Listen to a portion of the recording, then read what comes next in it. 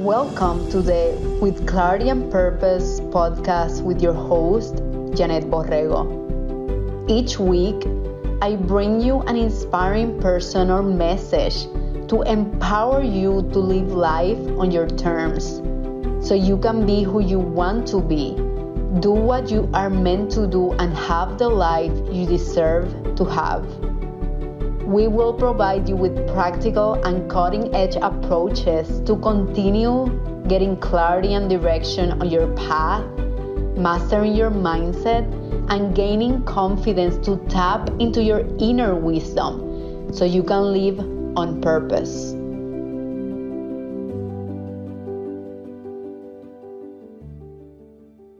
So, hi everyone, welcome to With Clarity and Purpose, and we are here with Daniel Basaldua. How's it going, guys? Thank you for having me. Thank you so much for being here, Daniel. He is the founder of Euphree electric bikes. And Daniel, I was reading the reviews. We were testing the e-bike in the street. It is amazing. I'm so excited. Thank you so much. Yeah, no, we have a lot of people that haven't, explored other transportation modalities, and we have them ride the bike. They're usually like, oh my God, this is awesome. I'm so excited. And for everyone out there, we actually met 7 years ago working our 6 figures corporate job, right? we both decided to throw that in the garbage can. Exactly. And that is really the purpose of all these interview series. It's showcasing stories of people who are living with intention, with purpose, and are gaining clarity as they go, right? As you are, Daniel. So I'm just curious. I'm just so curious. Let's start with your decision of going from corporate to entrepreneurship. Yeah. What triggered that? What was your thought process? How did you know that e-bikes was a thing? Tell me more about it. Well, this is a very loaded question. I guess to start, maybe a little bit of my background. Yeah, I love it. My dad was an entrepreneur. And when I was young, I had a job. I was making like a minimum wage. And my dad pushed me to start like a little tutoring business. Wow. So I was making like $5.25 or $6 an hour. Nice. And I started tutoring kids in math, and I would make $20 an hour. So it's like four times better. I love it. And the majority of the kids that I tutored, they wanted to learn fractions. And so it was so easy, and I was like, oh man, this is awesome. And then my dad was like, well, you don't really have a business, you just have a self-employed job. Like a business is actually a system where you can step away. Wow. And so he was like, now that you have kind of a little bit of, like, why don't you try to find some people to tutor the kids, and you just kind of like manage it. And I didn't do that right now. But I think that seed started out, and then I kind of got a chance to see my dad struggle. He had a business for like 10 years, and what was his business? He had an industrial machine shop. Nice. Did a lot of tool and die work for Kilo Donuts and also. And a good learning is that if my dad had sold his business in year 7, we would have been in a very different area code, not just zip code. Wow. But when he shut his business down in year 10, he got all his money. I would say he got his money back and had a good salary. And seeing that risk curve and that things worked out all right. He just kind of continued working, invested in real estate, and it kind of gave me the palate to want to take some risk and bet on myself. Wow. Because I saw my dad do that, and we didn't go bankrupt. Well, yes, it's tough, but I saw him just engrossed in this passion of, like, he didn't like the mundane job he had. Yeah. And I love that he literally programmed that in you since you were like a little kid. Whenever I have children in the future, that's something I would love to do. Yeah, so I went to pharmacy school. And I didn't know that. Really? Yeah. I wanted to become a pharmacist, and I went there without even working in a pharmacy. Wow. It was a horrible decision. And I say this story because I hated it. After I did my first year, I worked in a pharmacy and knew it absolutely wasn't for me. And I remember telling my dad, and my dad said, then quit. I remember being like, oh, Dad, a pharmacist makes 6 figures. It's a stable job. Everybody likes the drug dealer. Yeah, exactly. Everyone needs drugs. You go to the pharmacist, people just ask you questions. It's like free advice. You don't have to like pay to go to, and anyway, but I hated it because like I wasn't helping people. I was just counting my fives and improving things.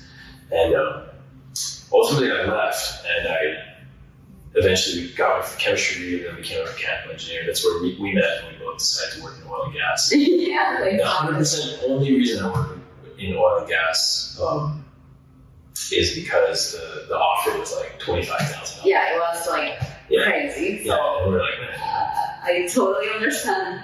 I'm down with this. Wow. So okay, you started studying pharmacy and you decided to move away from that, right?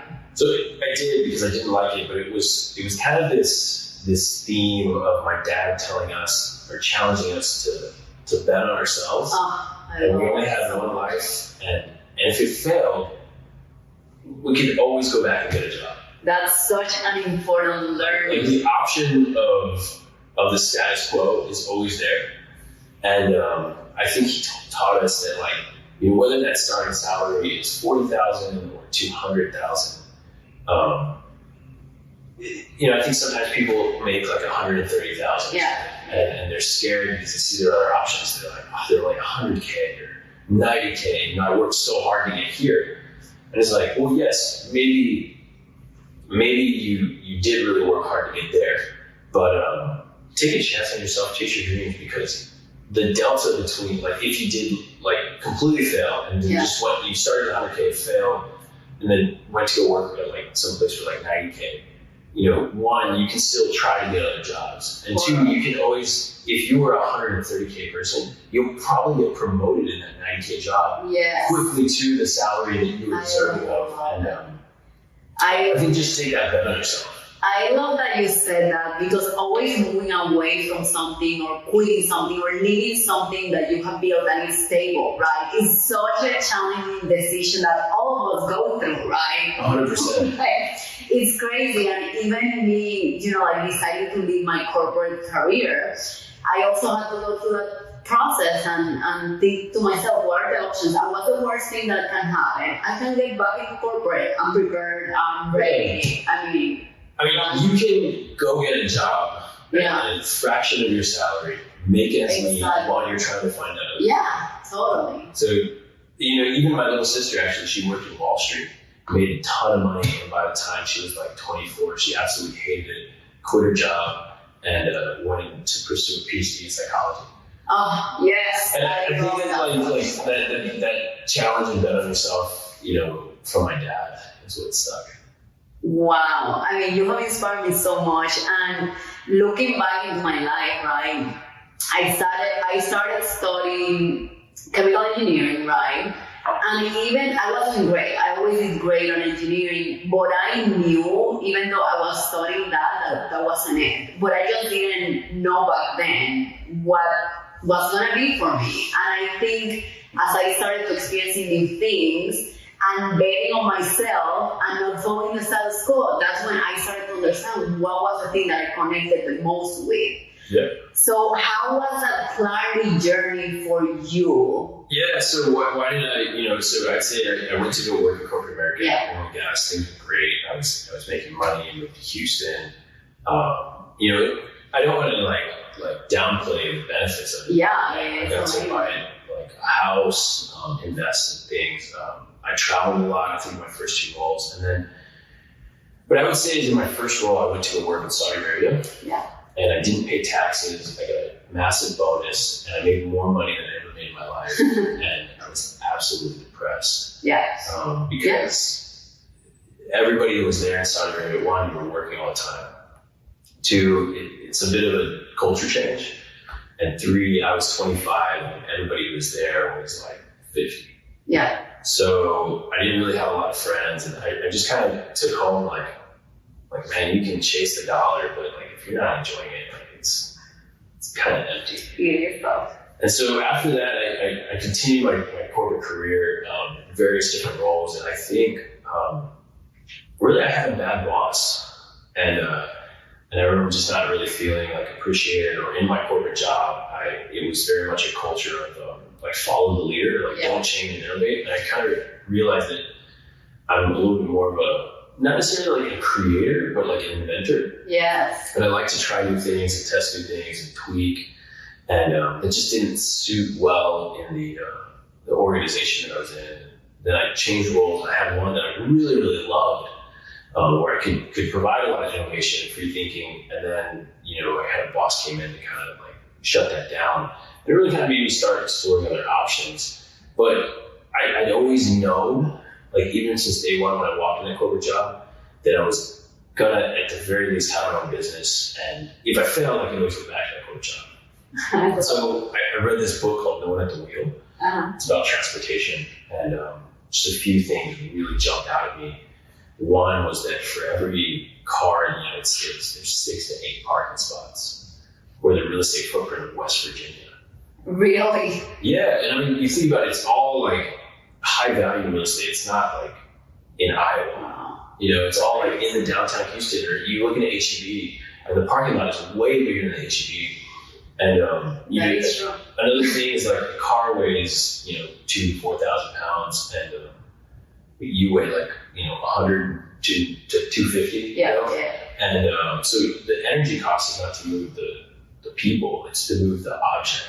Oh, I love it. I just kind of started thinking, and like electric cars, they won't solve the real estate problem. And so I got headhunted by a company that was in like the transportation micromobility space, and it was interesting, but I didn't eventually end up working for them just because it's kind of chaos. But that, like, I was thinking, and I was like, hey, I wanted to leave Exxon, I wanted to go to transportation. What is the exact? Maybe there's a maintenance repair company, supply chain, there's different things.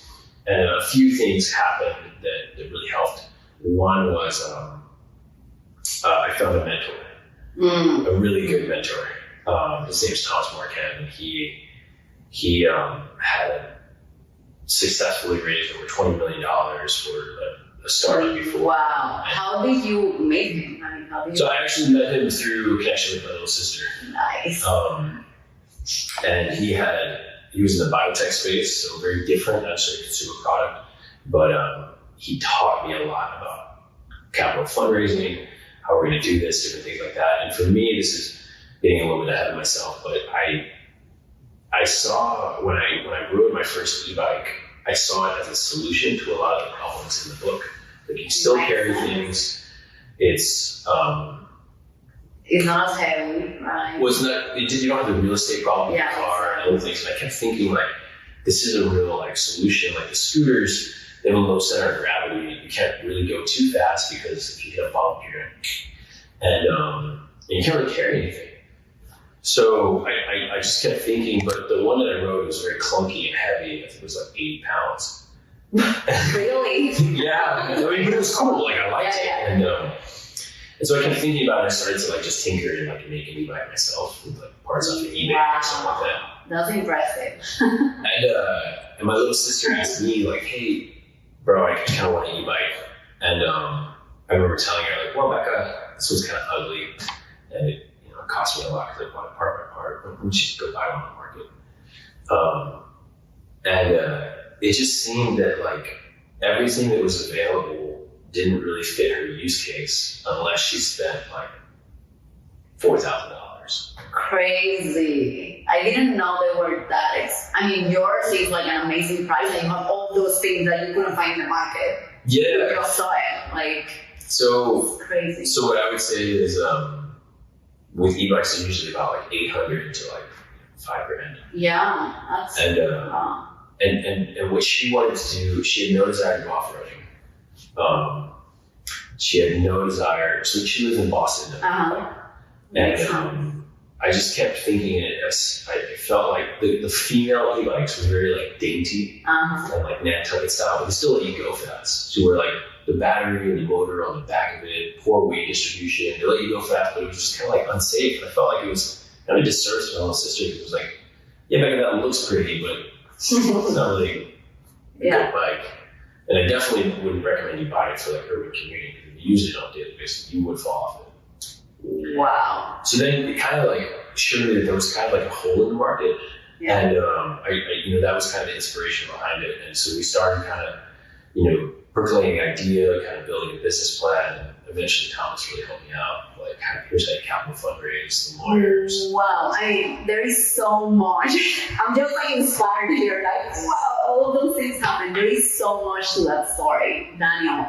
And one of the things of gaining clarity that you mentioned that I also went through, it's knowing your why, right? Because your why never changes, really. In my case, I wanted to help people. I was obsessed with knowing how people behave and why they behave a certain way. So very heavy on the psychological aspect, mental and emotional. But I didn't know the vehicle of getting there. Now I know better that it's coaching, teaching. But in your case, it was similar, right? Yeah, I remember being stuck for like 2 years of, my corporate job, like knowing that I didn't like it, knowing that I wanted to leave. But just not really knowing what to yet. Exactly, and it's normal. But also, I think that period is important because if you're not frustrated enough, you never make the leap. And then on top of that, I don't know. There's just something that like embrace that time and instead of just complaining. Start. Yeah, like trying to embrace more. Because the more you're just like, this sucks, I hate this, I'm going to work, you're not thinking of any new ideas. Yeah. It is interesting because I think I went through a phase of that. Like in my first corporate job, I just knew that wasn't it. And then I got into a place that was a lot better. I loved the culture. And I didn't live in a desperate situation, but I just knew that it wasn't it. And the second corporate job, the same. So I do think that it's important to recognize and take action, even though you're not in crisis state, you know? 100%. I mean, it varies, and a lot of times I know pain is a huge motivator to get us going. And at the same time, I think being proactive is important and recognizing, and taking the leap of faith. Even if you're not in crisis. I mean, what are your thoughts on that? So, I think it's good to take the leap of faith when you're not in a crisis mode. But I think what determines your crisis mode or not is more your mental mindset. Yes, totally. Because there were times when I would just and excuse my language, bitch about my corporate job and complain and all I was doing for 3 months, and I wasn't nothing was changing. I was just and I was so if this person I didn't work with, or if this if Exxon was just like this, the victim side of the equation. And as long as you're in that, I wasn't searching any other jobs. I definitely wasn't brainstorming business plans. I was just complaining. And recruiting people to support that, hey, you know what? Oh my God. I am worth it that I should be able to complain. And I should, you should be happy that I can complain. And let's complain together. Second partner. It's fine, but nothing, I think that I love that so much. That season is necessary, but it needs to be a season, not a lifetime. I love that so much. And you gotta take action, right? You cannot be if you don't do anything, ain't nothing gonna change. And don't complain because you're not doing anything to change anything. Yeah, complaining doesn't count as an activity. I love it, Daniel, so much. And I remember seeing a story of you in Instagram, just writing your goals. I think this was right before you actually quit your job. I did, yeah. I mean, what did you learn on the process of taking action, right? Because, writing your goals was something super important. So what are the things that you do frequently that define how successful you are in your business? So I think you always have to have a plan, a 30-day, a quarterly, a year plan, things like that. And it's always shifting. But if, that saying, if you don't know where you're going, any road will take you there. And that really is true. If you don't have, a direction, it doesn't really matter. So, I think step one is, do you like what you're doing? Do you not? Okay, step two is, if you don't, do you want to change it? Yeah. Because maybe you don't like it, but it's not worth it for you to change it. Exactly. And I've been in that place in my life too. And so for me, I've always kind of done goal setting because I want to feel like I accomplished it. Killing it. You're inspiring me so much with your story. And okay, so this mentor of yours helped you, right, to get more knowledge about the market, how everything works. From there, from acquiring knowledge to you actually, creating a product, which is an amazing product. What was that process? So I think there's a kit to bring a product to market, and it's the same kit whether it's your bracelet or like a car. Wow. And once you know that kit, like I recommend you just bring a koozie to market, and then then bring like a car to market because the car's just significantly more complicated. I do probably, looking back, I probably should have brought like a t-shirt to market. Simplicity. And then work my way up to an e-bike. But the kit is the same, and it kind of starts with like, is there a need? Is there a hole in the market? Find someone to help you, kind of choose your lane. And, in this case, it's like a hybrid e-commerce business. Yeah. And then we kind of started just did a bunch of market analysis. At that time, I recruited like a few of my friends to like work with me. Nice. This is kind of funny. Actually, I have like 5 of my friends working with me. Really? And how was that? Because a lot of times, and I was going to ask you about that, a lot of times people feel that the closest people to them, like family, friends, they are not going to believe in their dreams. So how was that for you? This was a little different. I had like the idea and everything. I had a bunch of my friends working with me, and there was like 4 or 5 of us. And I just kind of said, guys, let's not worry about equity at the moment. Like I feel like some of you guys are going to drop off after like 2 months. Nice. Expectations clear in the beginning. Yeah, like I have a feeling this is going to be too much work for you. And you're going to fizzle and be like, I don't want this. So like, let's not, hey, I want this much. Let's just like do work together. So important. Well, I actually said it's a huge mistake. Because really? Okay. Yeah. So my mentor was like, dude, fire all your friends today. And I was like, what do you mean? He's like, you can't start a company with 20% equity. You're gonna get so diluted. He's like, you'll hate yourself. And he told me this story about this guy who similar to that, but it's in the biotech space, and very successful company. And it ended up getting acquired for like $450 million. And the founder got like 6. And 6 million chunk change, but like in the hundreds. And it's because he started out with X amount and then the dilution. And he was like, just fire all your friends, raise money, and pay people to do what you need them to do. Okay, that's a good. I mean, I watch Shark Tank. That's they only check out one product, so that's still something. Yeah, he was like, dude, wow. Figure out how much money you need to raise, get a structured business plan, raise that amount of money, and pay people to execute on the tasks. But do not give. You can have like 1 co-founder, but you can't have 4. And so I did that. Okay, so you told your friends, hey, sorry. Yeah. I called my friend Matt, and I was like, hey Matt, you missed the last meeting, and you this and that. And you're gone. And he was like, yeah, I'm not as dedicated as you are. I was like, well, dude, you're out. Yeah, there's no space. I had another friend, and what my mentor said, he's like, how much are you willing to put into this? I was like, dude, like 50K. He was like, okay, you don't need to put that much. Please don't. How much do you think your friends will put in? Like, what is the number that like they drop off? And I'll be like, 20K. Yeah. And he was like, okay, well, just tell them 20K. Then, they all dropped off except for one of them, and we continued to work. Nice filter. Yeah, it was cool. Like, guys, it's put up or shut up time, 20K or you're out. And wow. Like, I mean, it's uncomfortable, but you have to have that conversation. So you did that. How do you raise money from your friends and family? I mean, how was the process for you? So I say there are 2 ways. There are 2 businesses that you can create. You can do it bootstrapped, or I guess 3. You can bootstrap it, and you can make a small business, or you can make like a startup. And what I mean by startup is you want it scalable, you're going to grow, things like that. And they're very different like use cases. So with a startup, when you're pre-revenue, you always have this problem of like, well, how much is the business worth? Yeah. And you're like, well, I don't know. Do you have any IP? No, I need money to get IP or patent. Well, do you have any sales? Obviously not.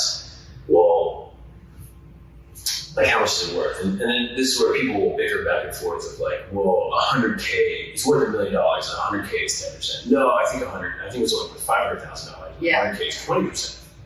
So there were two financial instruments set up. It's called a convertible note or a safe. And what that means is, hey, I'm going to invest X amount of money, and we're going to hold off on saying how much percentage that is until a conversion event. Ooh. And then, so the deal is, hey, I'm going to give you some money to get started, and you're going to benefit me by me believing in you at the beginning by giving me like a discount on the share price whenever we do have a valuation. Okay, cool. So you start up, and there's two instruments, a safe or convertible note, and the way they work is, hey, I'm raising $500,000, and if you invest, you're going to get a discount on equity at the time of the Series A round when I'm raising like $1 million, $10 million. Yeah. And that discount, the standard discount is 20%. Wow. Or there's a valuation cap, which means if the startup is worth above X, you get like you're locked at a percentage to where when the startup is worth more than that valuation cap. Like, for example, if you say it's worth $2 million, or let's say $5 million, and you invested 100K, that's 2%. Yeah. But if it comes in at 50 million, then you get like 2% of 50 million. Wow. But if it comes in much lower than that, you see a lower amount. Interesting. You know what I'm saying? Okay, yeah. And so what I did was a discount on equity at 20% on the time of Series A. Nice. And so we started, our goal is to eventually raise more money and have a more differentiated product and other things like that. To do that R&D, you do need to raise more capital, and along that process, we'll have to do a Series A round and other things like that. And on that time, the early seed round investors, their investment will convert, but at a discount. I love it. And what did you learn, right? Because you had to talk to friends and family. You do. So what do you learn in the process of really explaining the why and persuading them in some? What do you learn with those interactions? I think everyone should raise money. Nice. Even if your business only is $10,000. Yeah. You should at least raise $2,000. And the reason is because, one, you'll have to create a structured pitch deck plan. Yeah. And I think our very first pitch deck had insert logo here. We didn't have a name or logo. Yeah. Two, I think you should do that, but then it gives you some is, and other people are gonna poke holes in it. And you need to go through that period of is this worth my time? Why can I not even raise $2,000 or things like that? Yeah, and it may be two things. It may be, hey, I don't believe in you, or I don't believe in the business model. Exactly. But you really get two answers. You get yes, I'll invest. You get no, and you get no, but I'll tell you why. Okay, that's more data. And the majority of the time, people will just say, I don't know. So my minimum investment is $25,000. Yeah. So you think about it, not a ton of our friends can just throw around $25,000. Yes. It's not an insignificant amount of money. Yeah.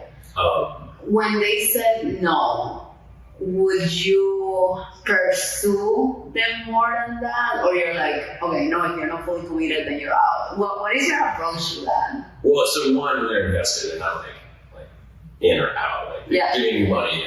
And that's it. Yeah. I would say when they say no, sometimes it can be not right now, or it can mean I need to see a prototype, or I need to see. Yeah. So one of my friends, he asked me, he's one of my first people I pitched to, and his response was, okay, dude, I want to see a prototype, and I want to know if you're going to burn this boat. Yeah. I was like, what do you mean? He's like, dude, you go all in and quit your job. I'll do that. He's like, okay, well, come back to me when you've done that. I was like, dude, I need money to get the prototype. Yeah, exactly. Okay. So we did raise some money and whatnot, and then we did our pitch deck a million times, and then we just kind of, you just make a list, you just gotta ask people. You gotta go for it. And I would say, depending on the type of business that you're trying to do, you need to be a quality enough person to raise $250,000 to $1 million. Yeah, I mean. Otherwise, you don't work in the business, probably work on yourself. Yeah. That is totally true. And I was asking because, I'm on the services side, right? You're more the product side. But I love this quote that I heard in a conversation or in a meeting, a sale always happens. Yeah. Or the client will sell you on their limitations, or you sell them on the possibilities, right? And I'm just talking about even my coaching, right? I don't know if that would apply for the product, but I think it's so important to understand the why, why they're not investing, right? Is that something they don't believe they can do? They don't have money? I mean, what is really, because a lot of times they can say, I don't have money. But you can say, that's exactly what you need to do it. If you continue doing that, 5 years from now, you don't have money. The same thing. 100%. So you gotta take a bet on yourself. I love that you said that since the beginning. Yeah, no, and you have to go all in. All in. So yes. what are some of the reasons why I think my startup was successful? One, because market's there, we have a good product, but another reason is because my back is always against the wall. Yeah. That is true. I have to perform. There's no plan B. Or I lose a bunch of people's money and I go back and get a job. Yeah, exactly. And I don't want to do that. I love that. So when you have it, when you're still in this maybe I'm gonna quit, maybe I'm not, maybe I'll go all in. Don't even do it. Yes. And I love that because I always tell my coaching clients and everyone else, when you're pursuing something, you gotta know what you're willing to sacrifice. Because once you have that clear, when you actually do it, you knew what you were gonna face. You gotta face it first. Yeah. And then you're ready. So what were kind of the obstacles and challenges? When we started, you were like, let's talk about the ups, let's talk about the downs. Yeah. So what are some challenging things? I don't know. So I think some of the highs were just getting our first prototype samples, seeing some of the market, working, iterating, talking to vendors and suppliers out of Taiwan, and figuring things out. Those were some of the highs. Seeing the market for e-bikes kind of take off during the pandemic caused a lot of problems. Not really helping. Yeah. Because the market was growing slowly, it just exploded, and then there was hard to get parts and lead times got insanely long, things like that. Then some of the other things that we definitely had a lot of down moments. Fundraising was work, calling people and getting no's, and why no? It's dude, just tell me why, or what's the deal? That's the end, or this and that. What keeps you going after receiving many no's? What keeps you going to say, hey, this was just one person, let's go? Well, I think there's a reality that with all things in life, there's a numbers game. Mm-hmm. And for example, people ride the bike and will like it. Yeah. And there's a fraction of them that aren't going to ride the bike. Yeah. There's a fraction of them that are going to ride it. There's a fraction of them that are going to ride it and say, this is awesome, but I don't know how I use this. There's a fraction that are also going to say, hey, this is awesome, I would use this, and I don't have the money. Yeah. And there's a fraction that are I would use this, I like it better than the other ones, and I have the money. And yes, it's easy or great if you can just find 100 of the very last people, and I think that's where targeted advertising on Google or other places can help. Yes. Do you go Instagram, Facebook, or maybe Google? Well, we're starting to do advertising on all platforms to build more content, but the point of it is that if you only talk to 5 people and you're nobody bought it, if you only talk to 5 potential investors, one, they gotta have disposable income, and 2, you just have to talk to enough people, and also as people see you grind, and sometimes they're man, maybe. I believe in him. Yeah. He shows up. And I remember my board member telling me, I was like, how long do you think it'll take to raise 500K? And he was like, a year. I was like, what? And he was like, unless you are well established, it's gonna take you at least a year. I was like, no, it'll take 2 months. I was like, okay. I love it. And so getting those was a grind. There was a really low point in my startup, and it was right in December. So the person that I've been working with, it's not that we didn't see eye to eye, but it was nice to have a partner. We were working through different things. We were trying to go, and he just didn't see it the same way I did. No. And I think the risk level was too much. And eventually he kind of told me, like, dude, I don't think I'm ready to quit my job right now. Yeah. I don't need to delay our launch a little bit. And I was like, dude, I've taken a lot of my friends' money. Yeah. And he also hadn't raised any money. There was some line of sight from money coming in from his network, but he himself hadn't raised any. And like deals and wires hadn't been, finalized. And it was frustrating because we were telling him, like, dude, you're just not in it the same way I am. Mm-hmm. And ultimately we had to go our separate ways, but it hurt. And, one, because, I thought, I felt kind of betrayed and lied to. Yeah. But on top of that, it was like, dude, we talked to a lot of people and said we were all in on this. And yeah. Clearly there's still some questions or nerves in your mind. And why don't, I can't run with somebody who's not running at the same pace. And ultimately, we went our separate ways, but it was a lot that happened because I also got promoted at my job that same week. Oh my gosh, isn't that crazy when that happens? Let me tell you. And I got promoted to my dream job. I always wanted to be a commercial trader. I got promoted. I wasn't happy about the promotion because it was like, change jobs, just won't work. Yeah, well, let me tell you that whenever you're close to making a decision like that, things like that will happen because the same thing happened to me when I left, not this last corporate job, the previous one. And the chunk of the delta of money was huge. And I'm like, okay, I'm leaving, bye. Yeah. But I feel in some way you'll be tested to see if you're really committed to whatever you said you are. 100%. 100%. And on that, I think when I quit my job, raising money got so much easier.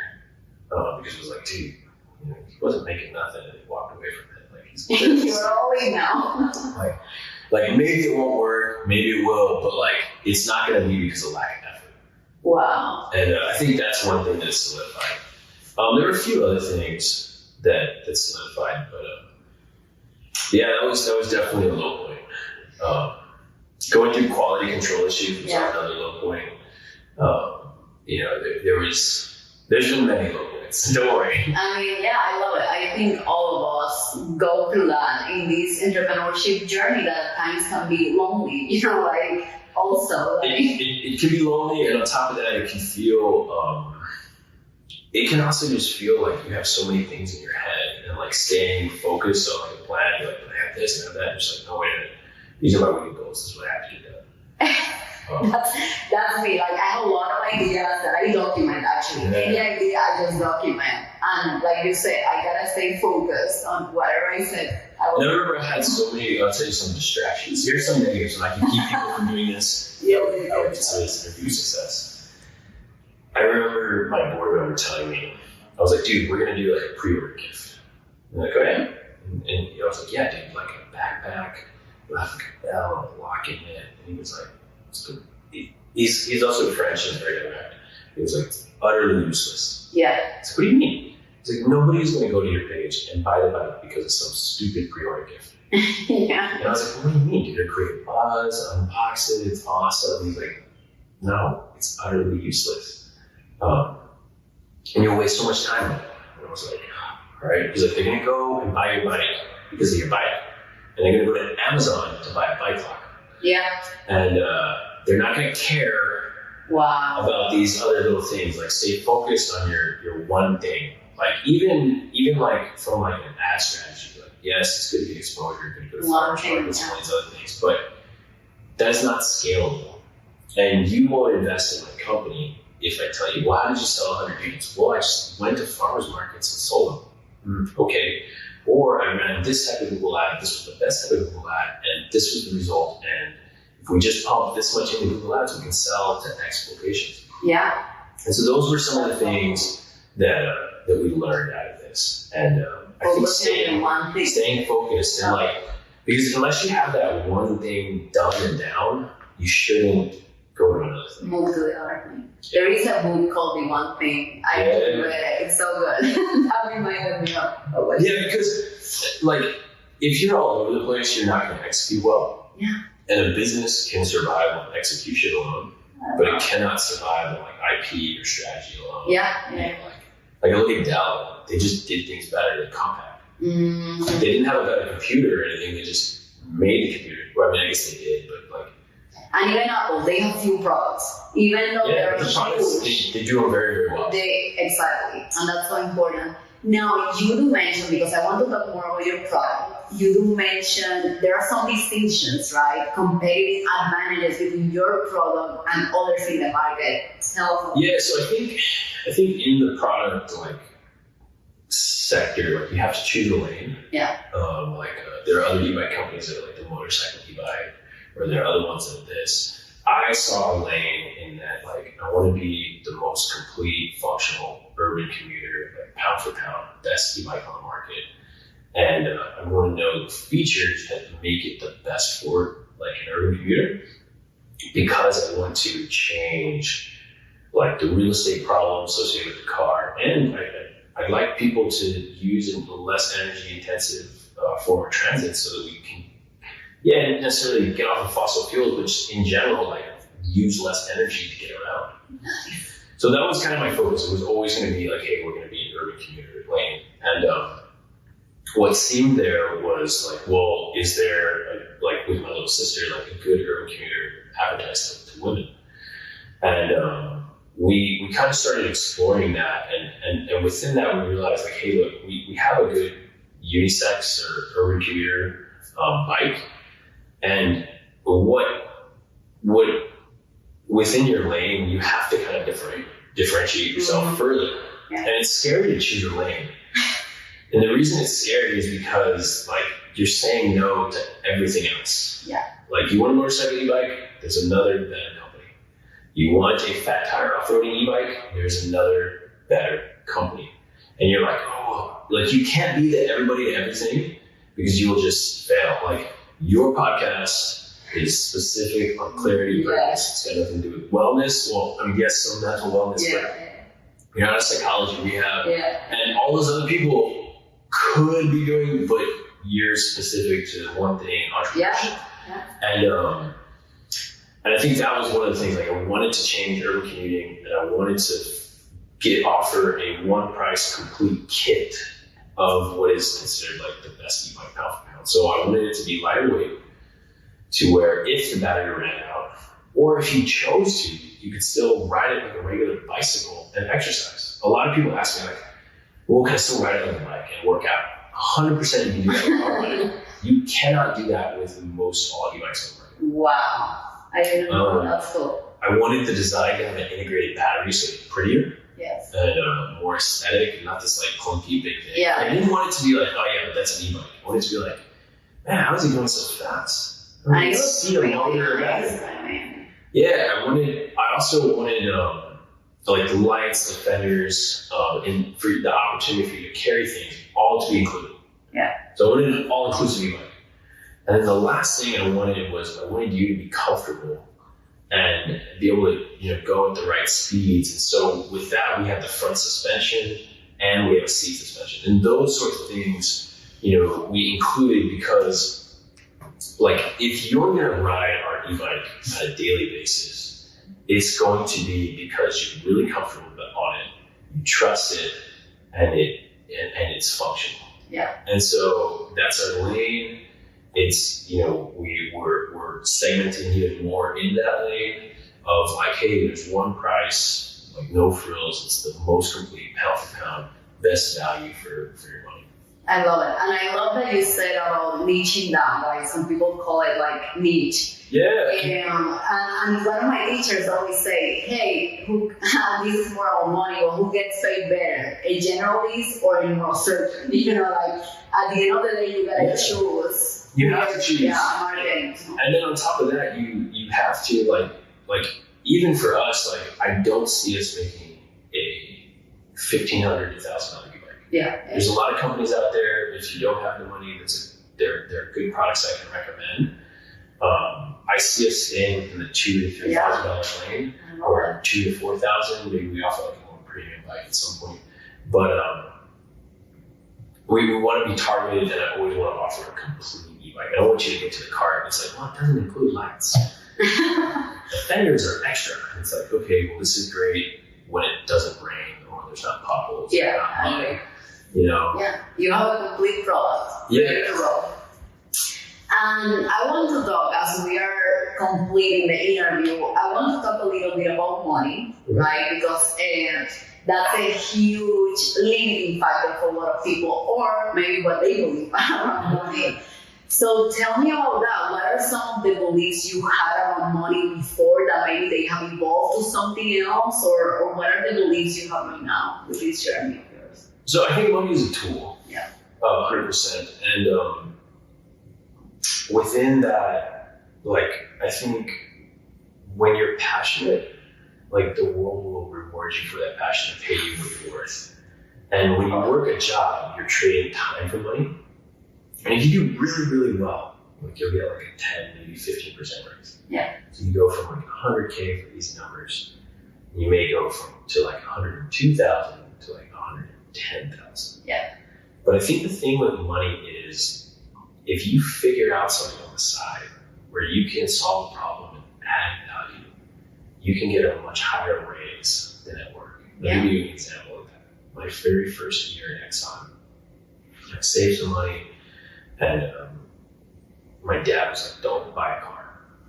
And I went out, and because my dad did real estate, I bought an apartment complex of 4 units, like 4 blocks.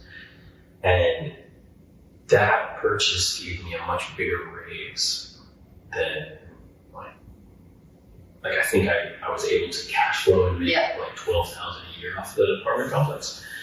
And I didn't get like a $12,000 raise. Yeah. And so I guess what I'm trying to say is, like, if you can find a hole in a need and do something yourself, it can provide more incremental income than that raise you're trying to get. Now, I'm not saying don't perform at work or all those other things. Like you need to, like I look at work as like a development opportunity as to how you can become a better supervisor, manager, detail worker. I agree with it. It's super helpful. But don't necessarily put all your eggs in one basket for it to be what gives you financial like income. The reason is because if the business is doing bad, you may not get a raise. Mm-hmm. Or it may be that you're great, but like there's just 8 people and only 2 people can get raises, or 3 people can get raises, and so you're number 4, you're still really good, or you're number 3 and you only got like a $3,000 to $5,000 raise, or it might not be up to you at the end of exactly. Yeah. Like, so part of it is like find a problem, find what you're passionate about, find a problem, and then generate value associated with that. And the value that you generate will pay you what you're worth. Yeah. And so if you don't generate good value, well, then you're not going to make that much money. And there is a point where you get to automate things or maybe optimize, and you'll get passive income. You don't have to be there. Yeah, so and it can be like as simple as like I was teaching kids fractions for $20 an hour. But there's a lot of kids that don't know fractions. And so if you just do that 10 hours a week, that's $200. Exactly. And then if you do that, 4 times a month, that's like $800. Yeah. So like you can figure out like teaching fractions in an hour. Yeah. If you want to make more money, there are ways. You just gotta be creative. Exactly. Even you're recording a video and just starting to sell it to a lot of people. I mean, today it's so easy. Like it's so easy. Yes. You can just like sell a knickknack on Amazon, or just put yourself out there on TikTok. Yeah, that's true. Like anything. Yeah. But you do have to take a leap. Yeah, show up and be consistent. Like, that's a big one. Awesome. So as we conclude, right, what are some, the top 3 advice that you would give those people that maybe are seeking clarity or are interested in the entrepreneurship journey? What are some things? Man, some advice that I would give them, one would be figure out what you're passionate about, because you'll have so many lows that if you're not in it, like you'll fail. Yeah. 2, find where you're going to add value in the marketplace, and then the last thing is like you just have to be 100% in on it. And if you're not 100% in on it, it's probably because you're not passionate about it. But like when you hear some like crazy success stories, like Peloton, or some of these other entrepreneurship stories, or like the company is IPOing, like he went through so many problems and no's and this and that, and I think I listened to their like podcast about them starting up. I think they went through like a few $1 million, but he didn't have a product yet. and that had to have felt horrible, but he really wanted this. And if you really want it bad enough, you'll figure it out.